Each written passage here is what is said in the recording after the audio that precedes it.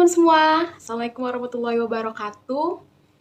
Kenalin, nama aku Tias Ayu Anjani dari Universitas Muhammadiyah Profesor Dr. Hamka. Aku kuliah di jurusan psikologi sekarang semester 4. Aku di sini mau sharing-sharing nih sama kalian. Lebih tepatnya sih kita ngobrol-ngobrol tentang regulasi emosi. Dari kalian ada yang pernah denger nggak apa itu regulasi emosi? Oh, itu yang berkaitan dengan emosi, Kak? Ya, benar, emang berkaitan dengan emosi. Nah, untuk lebih mengenal apa itu regulasi emosi, aku akan kasih tahu nih tentang pengertian dari regulasi emosi. Jadi, regulasi emosi itu adalah cara kita mengatur emosi yang ada di dalam diri kita. Agar apa? Tujuannya? Agar tidak terjadi penyesalan di akhir.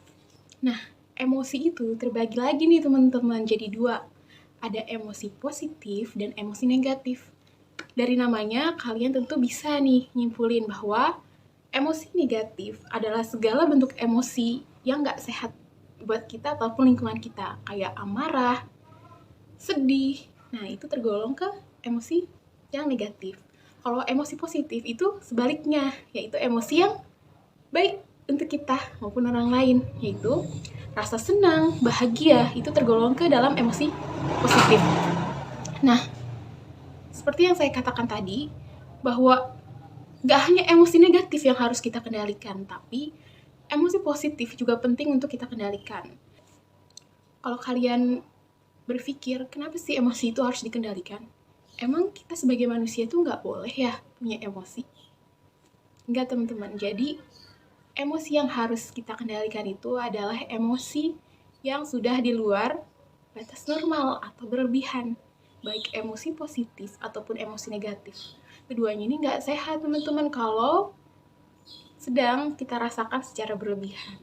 Sekarang, apa dampak negatifnya dari tidak bisa meregulasi emosi negatif? Justru dampaknya itu jauh lebih bahaya, teman-teman. Mungkin kalian sering ya ngeliat setiap pagi ngeliat berita-berita di televisi tentang suami yang tega membunuh istrinya, orang tua kandung yang tega membunuh anaknya. Itu disebabkan oleh apa, teman-teman? Karena ketidakmampuan mereka dalam meregulasi emosi negatif mereka. Dan ketika diwawancara, mereka kan berkata, saya hilaf melakukan hal tersebut. Dari situ sebetulnya kita sudah bisa menyimpulkan, teman-teman, bahwa ketika orang tua ini membunuh anaknya atau suami membunuh istrinya, itu mereka sedang tidak berada di kondisi sadar. Mereka sedang nggak bisa membedakan mana yang benar, mana yang salah. Karena mereka apa? Dikuasai oleh emosi negatif mereka. Bahaya banget ya, teman-teman. Jadi kemampuan dalam meregulasi emosi ini penting banget, teman-teman, untuk bisa kita terapkan baik di kehidupan sekarang ataupun di kehidupan yang akan datang. Ketika kita sudah berumah tangga, sudah memiliki pasangan, memiliki anak-anak, dan kita tidak memiliki kemampuan regulasi emosi yang baik, maka ketika kita merasakan amarah emosi terhadap pasangan kita, kita akan mungkin untuk melampiaskan emosi kita ke anak-anak kita yang notabene mereka tidak bersalah. Dan hal ini sangat berbahaya, teman-teman, karena mampu menimbulkan trauma dan kesehatan mental dari anak ini akan terganggu karena orang tuanya sering melampiaskan amarahnya kepada mereka. Nah, di sini aku mau berbagi tips cara meregulasi emosi dari sudut pandang psikologi dan Islam. Ayo kita bahas dari sisi psikologi terlebih dahulu. Karena kebetulan aku juga udah belajar tentang regulasi emosi di mata kuliah psikologi, jadi aku akan sharing pengetahuan aku ke kalian. Jadi, teknik dalam regulasi emosi itu, kalau dalam psikologi ada 3, yaitu pertama, relaksasi. Jadi, teknik relaksasi ini pada umumnya itu dilakukan dengan cara menghirup nafas, menahan nafas, lalu menghembuskannya perlahan melalui mulut. Nah, cara itu diulang-ulang sampai kita merasa tenang. Nah, untuk cara yang kedua, itu adalah dengan cara menunda respon. Jadi, kalau kita merasa ada di puncak emosi kita, kayak kita lagi marah nih, tapi marah banget, atau kita dalam kondisi yang seneng, tapi tuh senengnya seneng banget. Nah, kita tuh dianjurkan untuk menunda respon kita dalam mengekspresikan emosi yang kita rasakan. Misal, kita marah nih sama temen kita. Saya tuh pengen tonjok dia gitu rasanya ya. Nah, kita tuh harus menunda respon itu dengan diem sejenak dulu. Atau rasanya tuh kita pengen ngomong sesuatu yang langsung kena gitu di hati dia. Jadi kita harus tahan dulu emosi kita sampai kita rasa tuh emosi kita udah stabil. Baru ketika kita rasa emosi kita udah stabil, kita baru boleh mengekspresikan emosi yang kita rasakan. Bisa dengan cara apapun. Yang penting nggak merugikan orang lain. Boleh pakai journaling, boleh curhat sama teman dekat. Karena emosi itu juga harus disalurkan teman-teman. Supaya apa? Supaya nggak jadi penyakit di hati kita. Nggak sakit untuk mental ataupun fisik kita. Nah, itu cara yang kedua dengan menunda respon.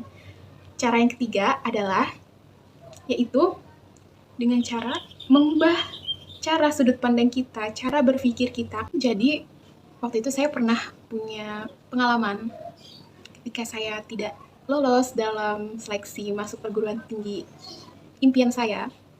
Saat itu saya merasa sangat kecewa, sangat sedih. Dan tingkat kecewa dan sedih itu udah benar-benar di puncak. Sulit rasanya untuk bisa lapang dada menerima kenyataan itu. Tapi saya coba untuk merubah sudut pandang saya ke arah yang positif. Di situ saya berpikir bahwa pasti ada alasan di balik tidak lolosnya saya di perguruan tinggi impian saya. Bisa jadi Allah udah menyediakan perguruan tinggi yang memang cocok untuk saya, yang dimana jika saya masuk ke perguruan tinggi itu, saya akan merasa senang karena lingkungannya yang bikin saya nyaman, teman-temannya yang baik, dan saya lebih mudah untuk survive di sana, lebih mudah untuk mengukir prestasi, dan akan lebih banyak pengalaman yang saya dapatkan. Dan sebaliknya bisa aja kalau saya keterima di universitas impian saya, mungkin saya tidak akan mendapatkan teman-teman yang sebaik yang saya punya di universitas saya yang sekarang, atau saya akan sulit dalam mengukir prestasi di sana, akan lebih sedikit pengalaman yang saya dapatkan, mungkin akan terjadi hal-hal buruk yang di luar pengetahuan saya sebagai manusia gitu. Cara berpikir yang demikian itu membuat saya tuh lebih bisa menerima kenyataan dan bersikap lapang dada. Jadi ya udahlah gitu. Apa yang ditakdirkan buat kita kan nggak mungkin jatuh ke tangan orang lain. Kalau memang takdir kita bukan di situ, kita mau melakukan apapun ya nggak akan dapet. Itu benar-benar membawa perubahan dan rasa lapang dada yang besar gitu di hati saya gitu. Nah, itu adalah cara regulasi emosi dari sudut pandang psikologi. Nah, gimana kalau cara meregulasi dalam sudut pandang Islam? Ternyata regulasi emosi ini nggak hanya diajarkan dalam ilmu psikologi aja loh teman-teman. Islam pun sudah mengajarkan teknik-teknik regulasi emosi yang nggak kalah efektifnya dari apa yang ilmu psikologi ini sudah ajarkan. Saya pernah nonton videonya Dr. Aisyah Dahlan yang membahas tentang cara kita manajemen emosi. Jadi, Dr. Aisyah Dahlan ini bilang bahwa secara umum ada dua cara manusia dalam menyampaikan emosinya. Yang pertama adalah supresif. Nah, supresif ini sifatnya sehat untuk lingkungan ataupun orang lain, tapi nggak sehat untuk diri kita sendiri. Karena orang yang tipe menyampaikan emosinya ini dengan cara supresif, dia cenderung akan menelan dan menahan emosinya itu, sehingga itu akan sangat berdampak buruk bagi kesehatannya dia, karena emosi yang dirasakan itu dimasukkan ke dalam tubuh. Nah, orang mungkin akan berpikir bahwa orang yang bersifat supresif ini adalah orang yang penyabar, yang tidak pernah marah.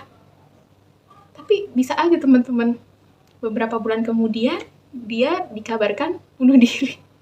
Karena memang gak sehat untuk mental ataupun fisik dari orang yang bersifat supresif ini.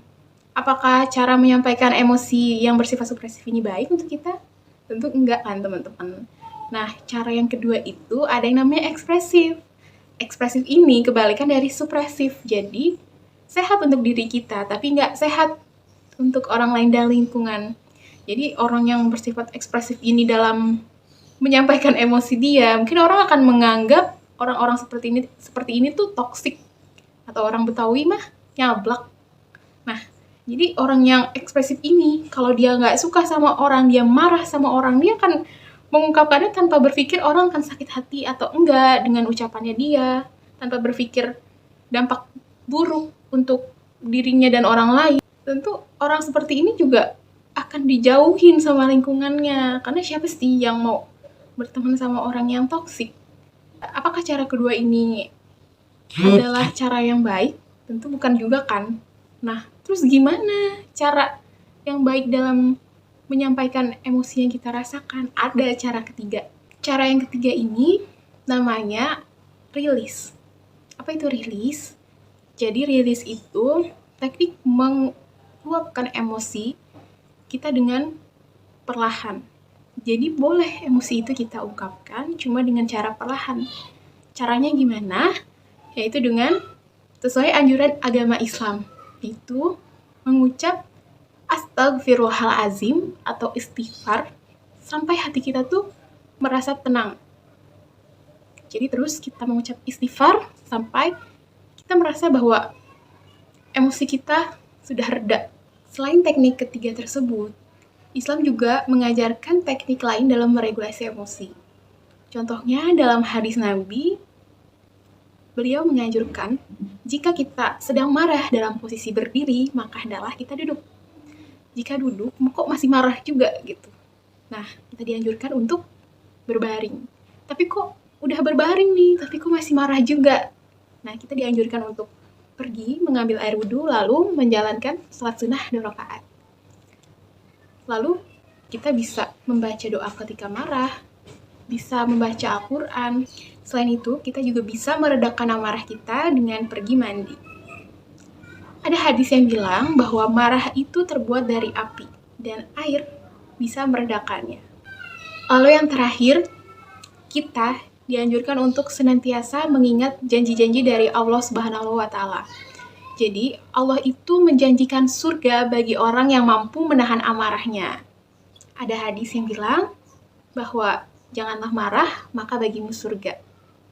Nah, itu dia tips-tips regulasi emosi dari sudut pandang psikologi dan Islam. Dan kalau kalian ada yang ingin ditanyakan terkait regulasi emosi, aku akan bersedia untuk jawab di kolom komentar. Jangan lupa untuk tinggalin jejak di komentar ya teman-teman. Kalian boleh nanya sepuasnya tentang pembahasan kita hari ini, atau kalian juga boleh nih kasih penilaian tentang video aku. Jangan lupa di like dan di share juga ya teman-teman. Assalamualaikum.